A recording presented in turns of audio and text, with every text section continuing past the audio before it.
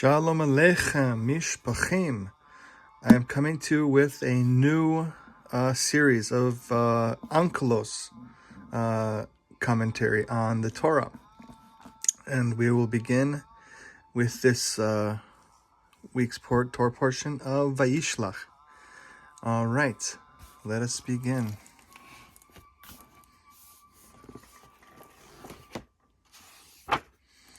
Vayishlach. Torah up here, Onkelos commentary, and I believe there's other sages, other commentary as well aside from Onkelos. All right, here's Onkelos up, or here's Torah up here, Parshas Vayishlach.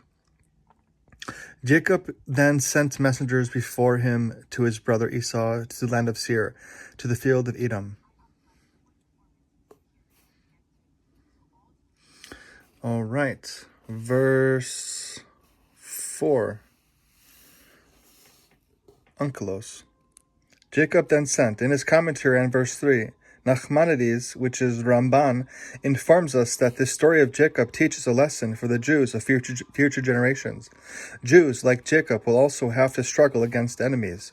They should not sit back and rely only on God's help. Instead, they should emulate Jacob and prepare for the encounter with prayer, gifts, and the readiness to give battle.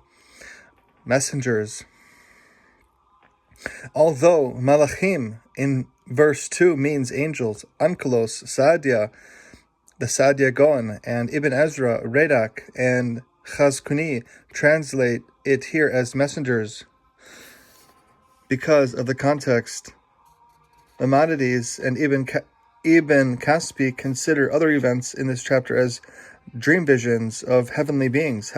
However, they do not consider verses 4 through 24 as a vision, but rather as a true episode of Jacob sending messengers to his brother to the field of Edom. The Aramaic adds to which the Hebrew implies. Bechor, Shchor, informs us that the term fields of Edom is a figurative description of the land of Edom.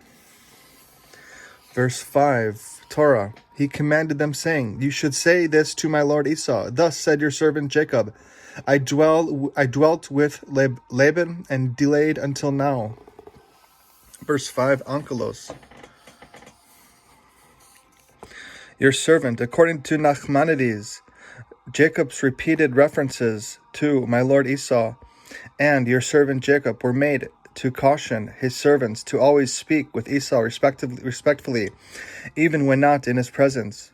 Genesis, Rabbah, and the Babylonian Talmud in Sota 41b criticized Jacob for belittling himself with the differential, ingratiating, fearful, and references to Esau as Lord 8 times in this and in the next chapter, while titling himself a mere servant. Nevertheless, our Targumist, who frequently alters his translation to protect the dignity of Israelite ancestors, does not do so here because it would require too extensive an alteration. Delayed. See commentary on chapter 34, verse 19. Verse 6. Torah. I have acquired oxen, asses, sheep, male and female servants. Now I have sent to tell my Lord, so that I may find mercy in your eyes. Verse 6, Onkelos. Oxen, Onkelos and Saadia Gaon pluralize all the items listed in the passage. It is characteristic of the Bible to use the singular for a class of objects, as noted by Rashi, Radak, Bechor, Shchor, and Ibn Ezra. Mercy, the Aramaic usually substitutes mercy for the biblical favor. Verse 7, Torah. The messengers returned to Jacob, saying, "We came to your brother, to Esau, and he is also coming before you, and 400 men are with him." Verse 7, Onkelos. Messengers, see commentary on verse 4. Coming. Although Scripture uses going, the term frequently means coming, as Onkelos renders it. Verse 8, Torah. Jacob became very frightened and was distressed. He divided the people who were with him, the flocks, herds, and camels, into 2 camps. Verse 9, Torah. He said, "If Esau comes to one camp and destroys it, the remaining camp will escape." Verse 9, Onkelos.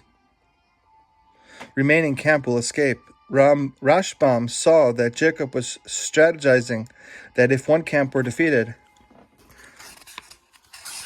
next page, one camp were defeated, the other could flee. Bechor Skor, in contrast, felt that Jacob was using the second camp as a reserve force that would attack Esau if it were necessary to do so at an appropriate tactical moment of battle. Genesis Rabbah detects a moral teaching here, never to pull all one's possessions in a single place. Verse 10, Torah. And Jacob said, God of my father Abraham and God of my father Isaac, Lord, who said to me, return to your land and to your birthplace, and it will be good to you. Verse 11, Torah. My merits are few for all the kind acts and all the benefits that you bestowed upon your servant. For alone I crossed this Jordan, and now I have become two camps. Verse 11, Onkelos. My merits are few. There are several metaphoric expressions in this passage that our Targumist explains. He in Sadia Gaon recast katonti. I am small or unworthy, as my merits are few. Benefits, Bible, truth. The Targum explains the term. Alone, Scripture's picturesque figure of speech, only with my staff, is explained by the Aramaic as alone. However, Rashi interprets it as without financial means. Verse 12. Torah, save me now from the hand of my brother, from the hand of Esau, for I am afraid of him, lest he come and destroy me, mother with children. Verse 12, Onkelos, mother with children. Bible, Aim al Banim. Onkelos retains the biblical al, literally on, which Sadia Gaon translates as with. Verse 13, Torah.